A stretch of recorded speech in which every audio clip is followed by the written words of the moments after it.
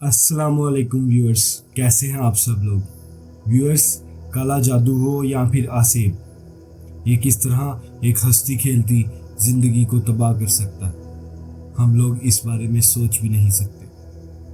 काला जादू तो इतना गिरा हुआ अमल है कि वो ना सिर्फ इंसान को दायरा इस्लाम से खारिज कर देता है, बल्कि अल्लाह पाक इस अमल करने वाले और करवाने वाले को इस दुनिया में ही किस तरह सज़ा दे देता है। आज की स्टोरी में हम ये सब जानने वाले हैं। ये एक रियल स्टोरी है, तो इस स्टोरी को पूरा सुनिएगा। अगर आप लोग कहीं बाहर हैं, किसी पार्क वगैरह में, स्पेशली शाम के वक्त, या किसी दरख्त वगैरह के नीचे बैठे हैं, तो इस स्टोरी को सुनने से गुरेज करें। वॉशरूम में ऐसी स्टोरीज बिल्कुल ना सुना करें, और ऐसी कोई भी स्टोरी किसी भी चैनल पर सुनने से पहले आयतल कुर्सी पढ़कर अपने इर्द गिर्द हिसार बांध लिया करें, ताकि आप शैतानी वसवसों और बुरी ताकतों से महफूज रह सकें। चलते हैं अपनी स्टोरी की तरफ। आज की स्टोरी हमारे एक सब्सक्राइबर मंसूर ने इस्लामाबाद से शेयर की है। अस्सलाम वालेकुम भाई, मेरा नाम मंसूर है और मैं 17 साल का हूँ और इस्लामाबाद F11 में रहता हूँ। ये लास्ट ईयर की बात है जब हमारे मैट्रिक के एग्ज़ाम्स थे और हम सब लोग एग्ज़ाम्स की तैयारी में मसरूफ़ थे। सारा साल हमने कुछ पढ़ा नहीं था, इसलिए अब एग्ज़ाम्स का प्रेशर काफ़ी फील हो रहा था। हम सारे दोस्त सुबह स्कूल जाते, सारी स्टडीज़ वगैरह करते और शाम को एक दोस्त के घर में दोबारा से ग्रुप स्टडीज़ करते थे। हमारे इंग्लिश के टीचर सर कामरान बहुत अच्छे थे, वो बच्चों का बड़ा ख्याल करते और स्टडी कितनी कवर हो गई है इस चीज़ का ख़ास ध्यान करते। जब उनको पता चला कि हम सब स्कूल के बाद स्टडी करते हैं, तो उन्होंने हमें शाम के वक्त फ्री ट्यूशन की ऑफ़र करवा दी और हम उसी सेम डे उनके घर पहुंच गए। शाम 6 बजे का टाइम था और मगरिब होने में थोड़ा ही वक्त बाकी था कि सर की छोटी सिस्टर मुनज़्ज़ा अपी ऊपर आती है और हम सब लड़कों को कहती हैं कि भाई सब लोग नीचे आकर खाना खा ले, मामा कह रही हैं। सर की फैमिली वाले सब जानते थे हम लोगों को, तो हम नीचे चले जाते हैं। हम अभी स्टेयर्स में ही थे कि सर के जो बड़े भाई है ना, वो बाहर दुकान से गोश्त लेकर आते हैं और स्टेयर्स पर एकदम रुकते हैं और अपनी वालदा से कहते हैं, अम्मा मैं गोश्त ले आया हूँ और ऊपर फ्रिज में रखने लगा हूँ। ये बात सुनने की देर थी। वही मुनज़्ज़ा अपी जो हमें ऊपर बुलाने आई थी, वो उस गोश्त के शॉपर की तरफ भागती हुई आई। उन्होंने बड़े भाई को धक्का मारा, स्टेयर्स में भाई गिर गए और आपी ने शॉपर को फाड़ कर बीच में से कच्चा गोश्त निकालकर खाना शुरू कर दिया। ये इतना दिल दहला देने वाला मंजर था कि हम सब लोग तो वो मंजर देख रहे थे और हम सबको उल्टियाँ आने लग गई वो देखकर। उनकी वालदा ने आकर फ़ौरन आयतुल कुर्सी पढ़कर उन पर दम किया, लेकिन आपी को कोई फ़र्क नहीं पड़ा और वो किलो गोश्त में से हाफ से ज़्यादा खा चुकी थी। इतनी देर में ही भाई दोनों आए और आपी को पकड़कर दूसरे रूम में ले जाकर बाहर से डोर बंद कर दी। अंदर से इस तरह आवाज़ें आ रही थी जैसे कोई 20 से 30 मर्द बोल रहे हों। वो इतनी भारी आवाज़ में कह रही थी कि मुझे इस रूम से बाहर निकालो, मुझे भूख लगी है। आंटी ने रोना शुरू कर दिया और हम लोगों में से जो है ना, वो अपने घरों की तरफ भाग गए और आधों की तो तबीयत ख़राब हो गई। लेकिन मैं और वासिफ, मेरा एक दोस्त है, हमने सर से कहा कि सर ये सारा क्या माजरा है। और आप उस चीज़ की अंदाज़ा नहीं लगा सकते कि जब हमने सर से ये कहा है ना, सिर्फ इतनी बात कहने की देर थी, हमने सिर्फ ये कहा कि सर ये क्या माजरा है, हमें बताएं, हो सकता है कि हम आपकी कुछ हेल्प कर सकें। सर ने बताना शुरू किया और वो इतना दिल दहला देने वाक़या था। मैं आपको अब सर की पॉइंट ऑफ व्यू से बताने लगा हूँ कि मुनज़्ज़ा स्कूल से हमेशा टॉप करती आ रही थी और मैट्रिक में भी काफ़ी अच्छे मार्क्स लिए, लेकिन दैन इंटरमीडिएट में भी टॉप किया। तो हमारी मुमानी काफ़ी ज़्यादा जेलस फील करने लगी, क्योंकि हमारे मामू का बेटा और बेटी भी मुनज़्ज़ा के साथ ही पढ़ रहे थे, लेकिन वो इतने अच्छे मार्क्स नहीं ले पा रहे थे। 2 से 3 मरतबा मुमानी ने ओपनली जेलसी का इजहार किया, लेकिन उसके बाद चीज़ें चेंज होने लग गई। खड़े खड़े बहन बेहोश होकर गिर जाती اور کافی دیر تک اس کو ہوش ہی نہیں آتی. ہم نے ڈاکٹرز کو بھی چیک کروایا, ہم نے کافی سارے ٹیسٹ بھی کروائے, لیکن سب کچھ نارمل آیا. اور ڈاکٹرز نے کہا کہ ایسا کوئی ایشو نہیں ہے جس کو ہم ڈائگنوز کر سکیں اور اس کا ٹریٹمنٹ کر سکیں. اور انہوں نے صاف صاف کہہ دیا کہ there is not even a psychological issue جس کو ہم ٹریٹ کر سکیں. تھوڑے دن بعد طبیعت سسٹر کی کافی خراب ہوئی تو ابو کے ایک دوست نے مشورہ دیا کہ اس کو کسی عالم کے پاس دکھائیں, کوئی اثرات ہیں شاید جس کی وجہ سے بچی کی بار بار طبیعت خراب ہوتی ہے. ابو نیکسٹ ڈے ہی وہ عالم صاحب کا پتہ کر کے محلے کے پاس ہی تھے تو ادھر لے گئے. تو آپی نے اس گھر کے باہر ہی شور مچانا شروع کر دیا, زور زور سے چیخنا شروع کر دیا اور رونا شروع کر دیا کہ میں اندر نہیں جاؤں گا. ہم وہاں سب کھڑے دیکھ رہے تھے اور کوشش کر رہے تھے کہ اندر چلے جائیں. ہم نے آپی کو باہر ایک چھوٹی سی جگہ بنی ہوئی تھی تھوڑا ٹائپ, اس کے اوپر بٹھایا اور بڑا بھائی پانی کی بوتل لینے چلا گیا.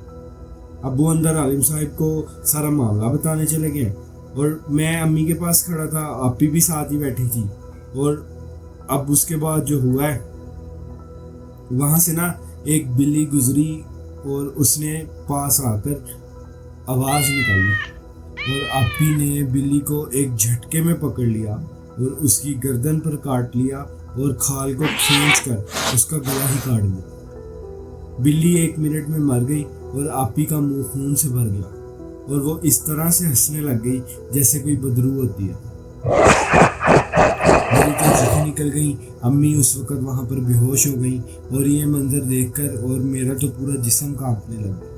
اتنی دیر میں عالم صاحب باہر آ گئے اور انہوں نے فوراً دم پڑا اور کہا کہ اس بچی کو ناپاک کر دیا اس رات نے, تو اس کو سب سے پہلے گھر لے چلے اور میں ساتھ چلتا ہوں اور پھر معاملات کو مزید دیکھتے ہیں. وہ ساتھ ہی ہمارے گھر آ گئے.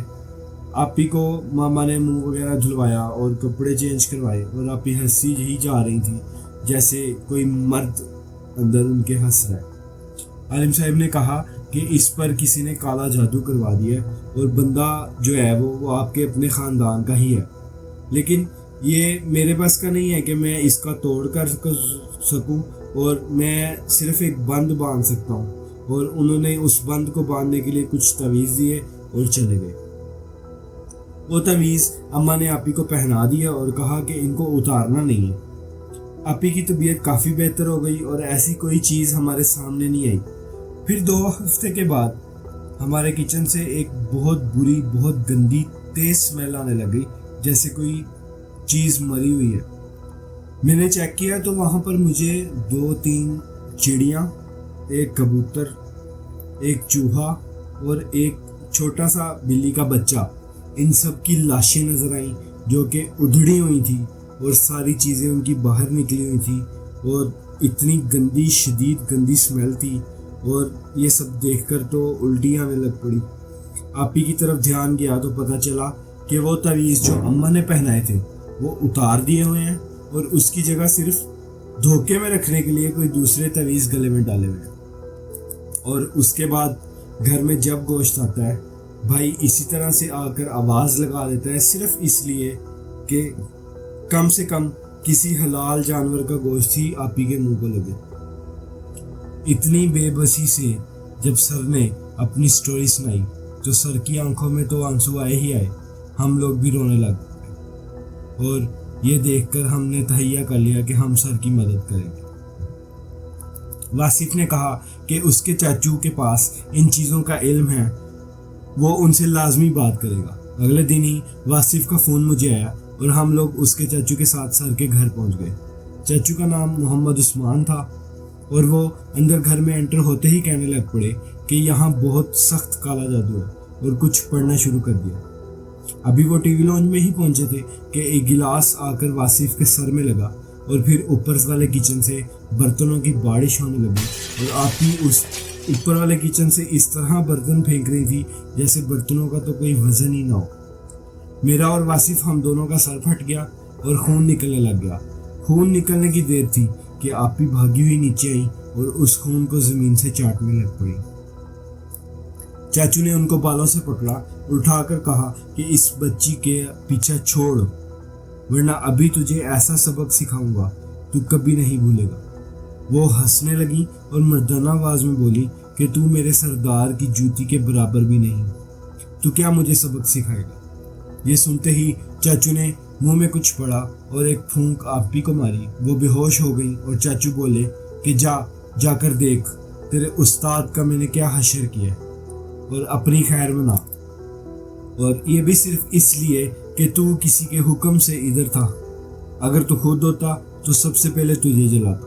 یہ کہنے کی دیر تھی کہ سر کے والد کو ایک کال آئی اور ان کے دوست نے کہا کہ جس عالم کے گھر ہم گئے تھے اس سے 2 گلی دور ایک گھر میں شدید آگ لگ گئی ہے، اور سب لوگ کہہ رہے ہیں کہ یہ عورت کالا جادو کرتی تھی، وہ اندر چل کر مر گئی ہے اور اس کا سارا گھر راکھ کا ڈھیر بن گیا۔ ادھر سے وہ کال بند ہوا اور سر کو ان کے ماموں کی کال آئی کہ ان کے بیٹے سمیر اور ان کی وائف کا بہت برا ایکسیڈنٹ ہوا ہے اور ان کی وائف کی کمر کی ہڈی ٹوٹ گئی ہے۔ اماں نے کہا کہ اس کا مطلب یہ ہے کہ ممانی ہی تھی جو جادو کروا رہی تھی، اور تھوڑی دیر بعد ہی کال آئی کہ ممانی کی دونوں ٹانگیں کاٹنی پڑ گئی ہیں اور وہ اب ساری زندگی چلنے پھرنے بولنے اور گردن کی موومنٹ سے قاصر ہو چکی ہے، مطلب ایک زندہ لاش بن چکی ہے۔ اس دن کے بعد آپی کے ساتھ کبھی کوئی ایسا معاملہ نہیں ہوا۔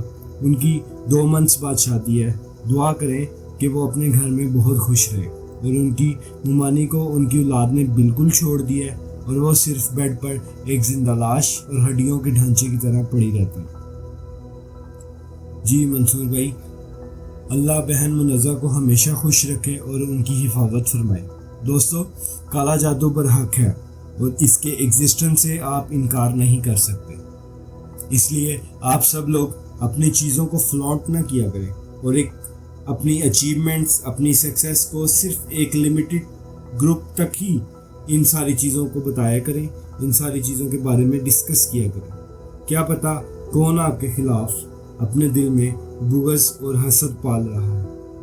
اللہ آپ سب کو اپنے حفظ و امان میں رکھے، اور اس طرح کی مزید سٹوریز سننے کے لیے مسٹریز ود AB کو سبسکرائب کر لیں، ویڈیو کو لائک کر دیں اور اپنے دوستوں کے ساتھ شیئر کر دیں۔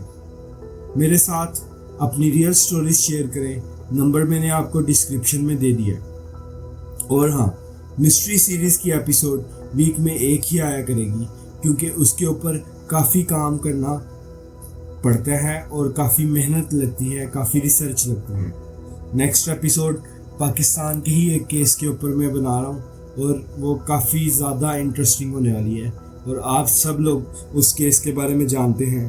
وہ کیس ہے اباؤٹ ہتھوڑا گروپ، اور اس کیس کے بارے میں آپ سب لوگ جاننا چاہتے ہیں، اس لیے میرے چینل کو ابھی سبسکرائب کر لیں تاکہ وہ سٹوری سب سے پہلے آپ کے پاس پہنچے۔ آپ لوگ اپنا سپورٹ شو کر دیا کریں، چینل کو سبسکرائب کر دیا کریں، یہی آپ کا ہم یوٹیوبرز کے لیے ایک اپریسیشن گفٹ ہوتا ہے۔ ملتے ہیں نیکسٹ ویڈیو میں، اپنا خیال رکھیے گا، اللہ حافظ۔